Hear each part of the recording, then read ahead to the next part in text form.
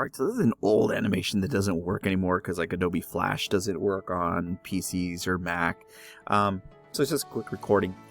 I'm just going to point out a couple things you need to know. Like I said before, choanocyte, look, it's just a fancy word for a collar cell. You can read or pause so you can read the details here. But basically, this thing wiggles around, causes water to come in through these little holes right here. It creates a current. Remember, plankton or anything that can't swim against a current, so it creates a little current, brings plankton in, diatoms, dinoflagellates, things like that. And then I'll show you feeding afterwards. The other things that you need to know are maybe this thing called the osculum, basically the big opening up top. This thing called the mesophyll, which is basically just the middle part. The sponge has 3 layers. Epidermis, which is on the outside.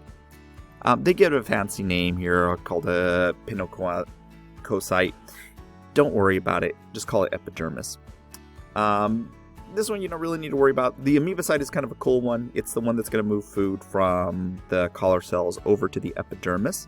And last one here is something called the ostium. Basically, this is where water goes in, and remember, water goes out of this big opening called the osculum. Anyhow, the one that I really wanted to show you is feeding. How do they feed? So if you come over here, well, not that you can because you can't click it anymore, but water flow and feeding in a choanocyte.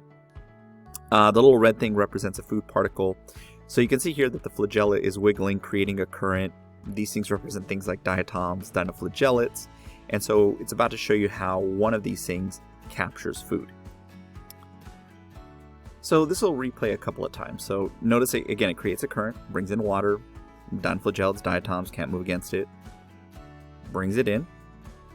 You don't have to remember this part about the vacuole, but basically it breaks it down inside of the collar cell.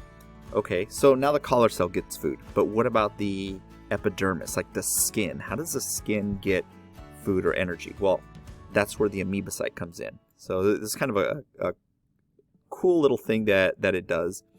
The amoebocyte is going to come in. It's its own cell. It needs to eat, so you'll see what happens. Picks up a couple food particles, eats some for itself, and then the other one gets delivered out over to the epidermis. And so that's how sponges eat. They don't need a stomach. They don't need intestines or anything.